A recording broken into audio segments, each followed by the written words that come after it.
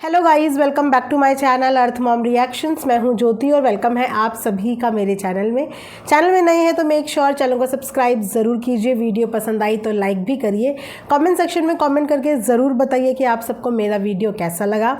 आज का reaction video हम लोग सपना और सपना के ससुराल वालों के व्लॉग से रिलेटेड बनाने वाले हैं। आप सब लोग भी बहुत दिन से चाह रहे थे कि मैं इस टॉपिक के ऊपर वीडियो बनाऊँ, तो फाइनली आज मैंने कुछ ऐसा सोशल मीडिया पर देखा जिसे देखने के बाद मुझे ऐसा लगता है कि यहाँ पे मैं अपने पर्सनल पॉइंट ऑफ व्यू भी शेयर कर सकती हूँ, प्लस ऑडियंस की राय भी मैं यहाँ पे डिस्कस करूँगी। आप लोगों को पता तो चल ही गया होगा कि सूरज भैया और मोनू भैया की जो निशानी थी, वन ऑफ द मेमोरी, वो सेल हो गई है। जिस न्यूज़ को पता चलने के बाद हमारी ऑडियंस के जो ओपिनियन है वो 50-50% है। उन्हीं सब चीज़ों के बारे में हम यहाँ पे डिस्कशन करेंगे। उम्मीद करती हूँ कि आप लोगों को वीडियो पसंद आएगी। आप लोग बिना स्किप करे हुए पूरा वीडियो ज़रूर देखेंगे। लेकिन उसी के साथ वीडियो में आगे बढ़ने से पहले मैं आप लोगों के साथ शेयर करना चाहूँगी ये एक बहुत ही यूज़फुल चीज़, जिसके अंदर आप लोगों को गाइस 1 नहीं 2 नहीं 6 बुकलेट्स मिल रही हैं। जी हाँ, ये बुकलेट्स हैं आपके नन्हे मुन्ने 2, 3, 4, 5 साल के बच्चों के लिए, और ये मम्मीज़ के लिए बहुत अच्छी एक्टिविटी होने वाली है। इसकी वजह से आपके बच्चे जो है गैजेट से, फ़ोन, टीवी वगैरह से दूर हो जाएंगे।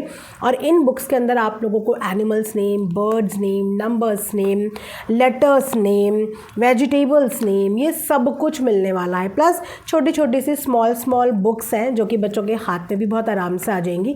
और इसका जो क्वालिटी है ना, वो भी बोर्ड क्वालिटी है। ये एक नॉर्मल पतला सा पेपर नहीं है कि बच्चे फाड़ दें। प्रिंटिंग क्वालिटी बहुत खूबसूरत है। इसे देख के बच्चे बहुत अट्रैक्ट होते हैं। प्लस वो आइडेंटिफाई कर पाते हैं कि कौन सी वेजिटेबल का कौन सा नाम है, कौन सी बर्ड का कौन सा नाम है। इसमें लेटर्स भी हैं, वाइल्ड एनिमल्स नेम भी है, और रेट इतना जेन्युइन है गाइस, इतना जेन्युइन है कि इससे ज़्यादा तो आप अपने बच्चों के एक दिन की चटर पटर वाली चीज़ों में खर्च कर देते होंगे। इसी वीडियो के कमेंट सेक्शन में मैं लिंक पिन कर दूंगी, आप वहां से जाके बाय कर लेना। मैंने एक और बहुत ही यूज़फुल आइटम इसी के साथ बाय करी है, जो कि मैंने पहले भी बाय करी है, लेकिन उस टाइम पर मैं दिखा नहीं आप लोगों को पाई थी, तो मैंने ये दोबारा बाय करे हैं। ये हैं गाइस वॉल हुक्स। बहुत सारे लोग अपनी वॉल में ड्रिलिंग और किल्ट हुकने में कंफर्टेबल नहीं होते, मैं भी नहीं होती, तो मैंने अपने किचन में भी ये वॉल हुक्स हैंग किए हुए हैं, स्टिक करे हुए हैं, और काफ़ी अच्छा मेरे रिज़ल्ट रहा। उसमें मैं प्रेशर कुकर की लिड और काफ़ी सारी चीज़ें जो हैंग कर सकते हैं वो मैंने करी है। और इस बार क्या है कि बाय 1 और गेट 1 फ्री का ऑफ़र चल रहा है। मतलब इन 6 पीसेस के साथ, जिन्हें आप बीच से कट भी कर सकते हो। अगर कहीं पे आपको सिंगल लगानी है तो बीच से कट करके आप सिंगल भी लगा लो। पूरा ही कहीं पे लगाना है तो आप पूरा भी लगा सकते हो।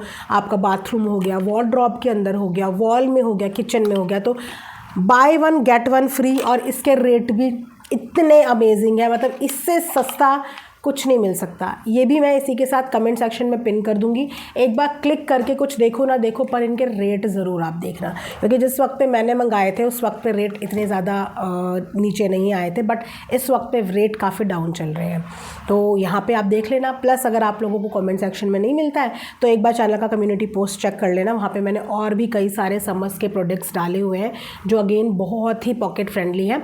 उसमें से भी अगर आपको कुछ चीज़ पसंद आती है तो वहाँ से भी बाय कर लेना। चलिए अब करते हैं वीडियो की शुरुआत। जैसे कि हमें छोटी बच्ची के व्लॉग के बाद ये पता चला कि सूरज भैया और राजवीर भैया का जो जिम था, जिस जिम को पहले सूरज भैया ने इंट्रोड्यूस किया, बहुत अच्छे से चलाया, उसके बाद उनके जाने के बाद उस जिम को टेक ओवर करा राजवीर भैया ने। उन्होंने भी उस जिम में पूरी मेहनत करी, पूरा दिन वो उस जिम में बिताते थे, जहाँ पे सपना अपने घर का डेली व्लॉगिंग का काम करती थी। जो राजवीर भैया हैं वो जिम को मैनेज करते थे। मतलब अपने भाई के जाने के बाद उन्होंने अपने भाई की सारी यादों को जिम्मेदारी समझ के पूरा निभाया है, चाहे वो उनकी छोटी बच्ची हो, चाहे वो उनका फार्म हाउस हो, चाहे फिर वो उनका जिम हो। सूरज भैया के जाने के बाद राजवीर भैया ने जिम्मेदारी ली और उसके बाद इस जिम्मेदारी को निभाया। पर आज देखते ही देखते ये पता चला कि वो जिम बिक गया। जो वीडियो व्लॉग सामने आए हैं ना, उन वीडियो को देख के ये तो समझ में आ रहा है कि ये जिम आज कल या परसों में नहीं बिका है, क्योंकि पूरा सेटअप चेंज हो चुका है। वहाँ से सूरज भैया का फ़ोटो रिमूव हो चुका है, स्टाफ चेंज हो गया है, एक नए ओनर ने जो है उसको चलाना शुरू कर दिया है। तो इन सब चीज़ों में टाइम लगता है। पेपर वर्क हुआ होगा, पूरा सेटअप तैयार किया होगा उन्होंने अपने अकॉर्डिंग, तो ये कोई 1-2 दिन की बात नहीं है। दैट मीन्स कि ये जिम जो है ये काफ़ी पहले ही सेल हो गया था, लेकिन हमें ये अब दिखाया गया। और इसके पीछे का रीज़न मुझे नहीं पता कि ये चीज़ें पहले क्यों नहीं बताई गई जिस समय पे ये पूरी डील हुई होगी। आज एक चलता फिरता जिम किसी और ओनर के साथ विदाउट सूरज भैया की फ़ोटो जब ऑडियंस के सामने आया तो काफ़ी सारी ऑडियंस इस चीज़ पे बहुत हताश हुई, क्योंकि इसमें से बहुत सारी ऑडियंस वो है जो सूरज भैया के माध्यम से कनेक्ट हुई थी, उसके बाद धीरे धीरे सपना के माध्यम से कनेक्ट हुई, फिर राजवीर भैया के माध्यम से कनेक्ट हुई, अंकल आंटी, मतलब धीरे धीरे ना हर ऑडियंस एक एक स्टेज पे कनेक्ट होती चली जाती है। तो जो सूरज भैया और राजवीर भैया वाली ऑडियंस थी उनको बड़ा धक्का लगा ये चीज़ देख के कि देखते ही देखते आज जो है वो जिम बिक गया, जिम को बेच दिया गया। और उन लोगों के अंदर इस बात की डर पैदा हो गया है, जो कि कमेंट सेक्शन में देखने को मिल रहा है, कि क्या बेचने का सिलसिला शुरू हो गया है धीरे धीरे जिम, उसके बाद फार्म हाउस, क्या ये सब चीज़ें बिक जाएंगी? क्या जिन चीज़ों की प्रेडिक्शन जनता लगा रही थी, जिन चीज़ों का डर जनता को था कि एक दिन ये सब चीज़ें बेच देंगे और उसके बाद अंकल आंटी जो हैं वो कहीं और शिफ्ट हो जाएंगे, तो क्या वो सब चीज़ें पूरी होने की टाइम आ गया है? और इन सब चीज़ों से ना ऑडियंस बहुत ज़्यादा घबरा गई है। अब इसमें हम ऑडियंस की गलती नहीं बोल सकते, ये प्यार होता है। कुछ लोगों को ये डिसीज़न सही भी लग रहा है उनके हिसाब से कि हाँ बेचना एक सही डिसीज़न था, क्योंकि अंकल आंटी ज़्यादा मैनेज नहीं कर पाते, है ना, पैसे भी लग रहे थे, मैनेजमेंट भी लगता है, देख रेख भी करनी पड़ती है, बहुत सारी चीज़ें होती हैं, इस एज में वो लोग कैसे मैनेज कर पाएंगे। तो कुछ लोगों का पॉइंट ऑफ व्यू ये भी है। और कुछ लोग छोटी बच्ची को भी बोल रहे हैं कि आपने तो कहा था कि आप पूरी जिम्मेदारी निभाओगे, आप तो आंटी का बेटा बन के दिखाओगे, आप सूरज और राजवीर भैया बन के दिखाओगे, और जब वाकई में बनने का टाइम आया तो आपने जो है उनकी लेगेसी या उनकी मेमोरी ही बेचने में योगदान कर दिया। आपने तो बोला था आप बेटा बनोगे, तो फिर आप बेटा क्यों नहीं बन पाए, उनकी ये लेगेसी, उनकी मेमोरी संभाल क्यों नहीं पाए? ऐसे क्वेश्चंस छोटी बच्ची से भी पूछे जा रहे हैं। उसके अलावा बात करें, अगर हम थोड़ा सा फ्लैशबैक में जाके बात करें, तो ये जो जिम है, इस जिम को बंद करने का प्लान तो मुझे नहीं पता कि फैमिली का कभी था भी या कभी उन्होंने इस चीज़ के बारे में सोचा भी था, क्योंकि जहाँ से मैंने देखा वहाँ से मैंने ये देखा कि इस जिम की शुरुआत सूरज भैया ने करी। सूरज भैया के जाने के बाद इस जिम को टेक ओवर करा मोनू भैया ने। जब मोनू भैया भी यहाँ से चले गए तब भी ये जिम चलता रहा। जब तक सपना उस घर में थी तब तक ये जिम चलता रहा।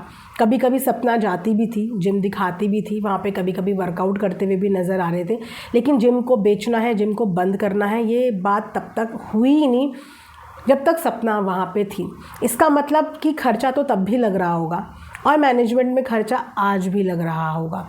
इनफैक्ट उस समय पे ज़्यादा चीज़ें डामाडोल हो गई होंगी जब एकदम से राजवीर भैया इस दुनिया से चले गए। उनके सारे क्लाइंट, उनके सारे बच्चे जिन्हें वो ट्रेन करते थे या जिन्हें वो डाइट देते थे, उन्होंने उसी वक्त पे छोड़ दिया होगा, लेकिन उस वक्त पे भी ये जिम मैनेज होता रहा। और आज इस जिम को बंद करने की वजह ये बताई जा रही है कि फिनेंशियल क्रंच। अंकल की एक गवर्नमेंट जॉब है, जिस गवर्नमेंट जॉब में इतना मैनेजमेंट जो है वो अफोर्ड नहीं कर पा रहे हैं। और आज मुझे ना बाकी सब चीज़ें ठीक है, मुझे आज एक छोटी बच्ची की बात जो है वो अच्छी नहीं लगी। ये मेरा पर्सनल ओपिनियन है, ठीक है। मुझे ये अच्छी नहीं लगी कि अभी तक जितनी भी उसकी एज है, इस एज तक अंकल आंटी ने उसको देखा, उसकी हर ख्वाहिशें पूरी करी, चाहे वो ख्वाहिशें सपना ने पूरी करी हो, चाहे वो मोनू भैया ने करी हो, सूरज भैया ने करी हो, अंकल आंटी ने करी हो। हमेशा उसको घर का बच्चा ही समझा और आज भी बच्चा ही समझा है। अपनों से ज़्यादा प्यार उसको मिला और एक इंसान का नहीं, सबका मिला। इस चीज़ में वो बहुत ज़्यादा ब्लेस्ड है कि अंकल आंटी का भी भरपूर प्यार उसको मिला, सपना का भी भरपूर प्यार मिला, दोनों भाइयों का भरपूर प्यार मिला।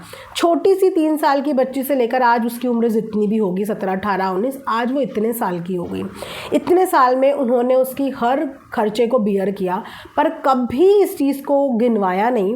कभी उन लोगों के मुंह से ये निकला नहीं कि हमने इसको इतना खर्चा कर दिया, या हमने इसके स्कूल में इतनी फ़ीस भर दी, या हमने इसका एडमिशन में इतना कर दिया, कभी भी नहीं। लेकिन आज अंकल की फ़िनेंशियल कंडीशन डिस्कस करते हुए उसने ये चीज़ यहाँ पे बताई कि मैं भी उनको मदद करती हूँ यूट्यूब से। जब तक सपना वहाँ पे थी ना, सपना के पास कुछ था ही नहीं, सारे फिनेंशियल्स अंकल हैंडल करते थे। सपना अपना व्लॉगिंग का काम करती थी, किस पैसे को कहाँ पे इन्वेस्ट करना है, किस पैसे से कहाँ क्या चीज़ लेनी है, वो सब कुछ अंकल के हाथ में मैनेजमेंट था।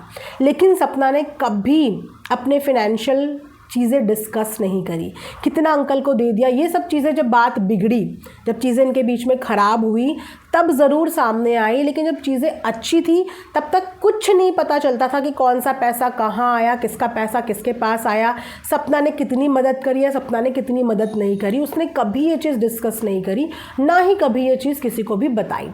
लेकिन आज वो कहते हैं ना, छोटा मुँह बड़ी बात, कि मैं भी पापा को हेल्प करती हूँ, पापा को हेल्प करती हूँ, ये चीज़ें बता के या तो आपने अपने आप को बड़ा शो कर दिया या पापा को छोटा शो कर दिया, क्योंकि पापा ने आपको पाला है, पापा ने आपकी हेल्प करी है। और आपके साथ साथ दिखता है ये कि उन्होंने अपने रिश्तेदारों की भी हेल्प करी है। उनके रिश्तेदारों की कंडीशन, उनके लाइफस्टाइल में चेंजेस दिखते हैं, सबको पता चलता है कि किसके पास कितना है, किसके पास कितना नहीं है। तो अंकल की कोई क्या हेल्प करेगा, उन अंकल ने तो सबकी मदद करी है। आज वो लोग इतने बुजुर्ग हो गए हैं, उसके बाद भी वो मदद ही कर रहे हैं, वो मदद ही कर रहे हैं। और वाकई में अगर ये मदद होती ना तो वो चीज़ें बेचने नहीं देते। छोटी बच्ची बोल सकती थी, जिस तरीके से भाभी ने नहीं वो बिकने दिया, जो भी वो कमाती थी शायद मेंटेनेंस में वहाँ से भी जाता होगा, जिस चीज़ का उसको ध्यान नहीं था। तो आज छोटी बच्ची भी अच्छा खासा अर्न करती है, अच्छा खासा उसके पास एड्स आते हैं, अच्छा खासा चीज़ों को प्रमोट करती है, इंस्टा पे बहुत अच्छा खासा करती है, वाईटी पे अब तो पूरी फैमिली है व्लॉगिंग की। यही फैमिली पहले सपना दिखाती थी, यही फैमिली सपना दिखाती थी, और यही फैमिली अब मिली है छोटी बच्ची को दिखाने के लिए। और छोटी बच्ची के ऊपर कोई जिम्मेदारियां नहीं है, कोई जिम्मेदारियां नहीं है। उसका हर खर्चा बचपन से लेकर अभी तक अंकल आंटी ने ही संभाला है, खाने का, पहनने का। अब जाके अगर उसको एक अर्निंग सोर्स मिला है तो वहाँ पे वो बहुत आराम से अंकल की हर चीज़ में हेल्प कर सकती थी कि ये प्रॉपर्टी बिकने की नौबत नहीं आती। देखो, हर चीज़ ना ज़िंदगी में पैसा नहीं होता, कुछ चीज़ होती है यादें। और अंकल आंटी इतने भी कहते हैं ना फिनेंशियली वीक नहीं है, वीक बिल्कुल भी नहीं है। उनके पास सब कुछ बहुत अच्छा है बाय ग्रेस ऑफ गॉड। उनके पास खेत है, उनके पास प्रॉपर्टी है, उनके पास सब कुछ है, उनके पास घर है, एक नहीं दो दो तीन तीन जगह घर है। और उनके पास जिम्मेदारी के नाम पे अभी कोई जिम्मेदारी नहीं है।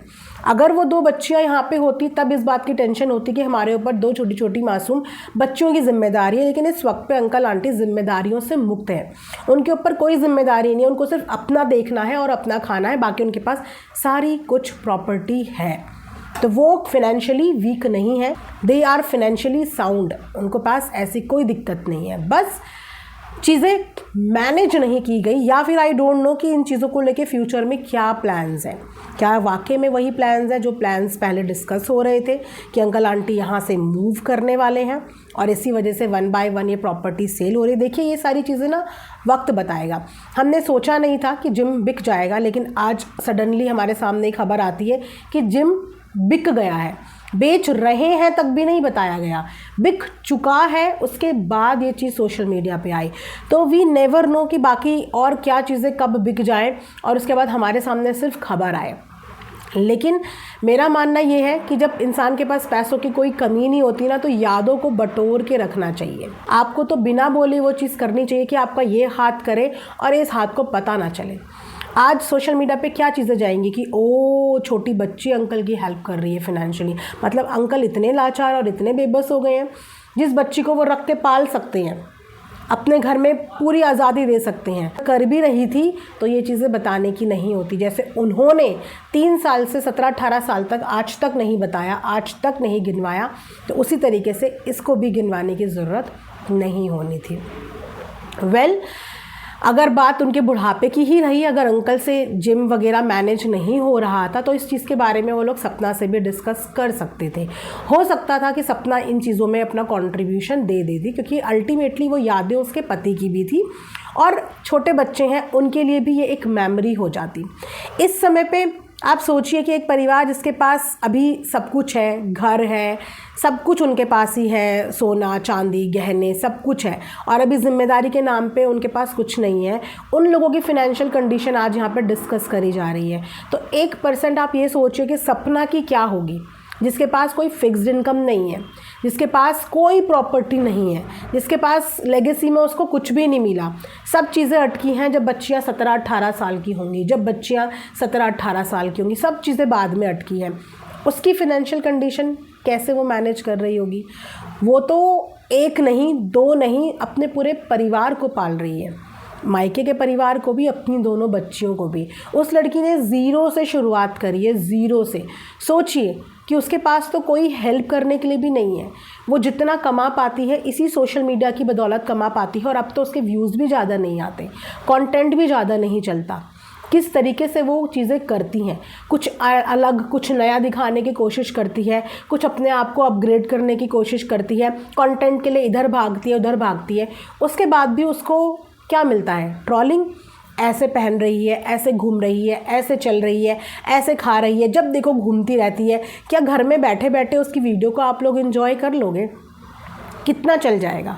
घर में बैठे बैठे अगर वो वीडियो व्लॉग्स बनाएगी, कितना चल जाएगा? व्यूज़ की हालत देखो। उसको हो रहा होगा इस समय फाइनेंशियली क्रंच, लेकिन उसके बाद भी वो लड़ रही है, डट रही है, गिव अप नहीं कर रही है। अपने बच्चों को पालने के लिए वो हमेशा मोटिवेटेड रहती है कि मैं कर लूँगी, मैं कर लूँगी। मैं ये सोच रही थी, ऐसी मेरे जहन में बात आ रही थी कि अगर ये डिसीज़न सपना ने लिया होता जिम को बेचने का, तो आज उसको छोड़ा ही नहीं जाता, उसके पीछे पड़ लिया जाता कि देखो पति के जिम बेच दिया, देखो चला नहीं पाई, देखो इतना पैसा लगाया। उसके डिसीज़न को नोच नोच के यहाँ पे अभी उसकी हालत ख़राब कर देते। अगर गलती से ये जिम बेचने का डिसीज़न सपना ने लिया होता, या सपना वहाँ होती और वहाँ होते हुए ये जिम बिक रहा होता, तो सपना के ऊपर सब चीज़ें डाल दी जाती कि वो बुज़ुर्ग माता पिता थे, सपना को देखना चाहिए था, सपना को मैनेज करना चाहिए था, ऐसे कैसे वो जिम बिकने दिया।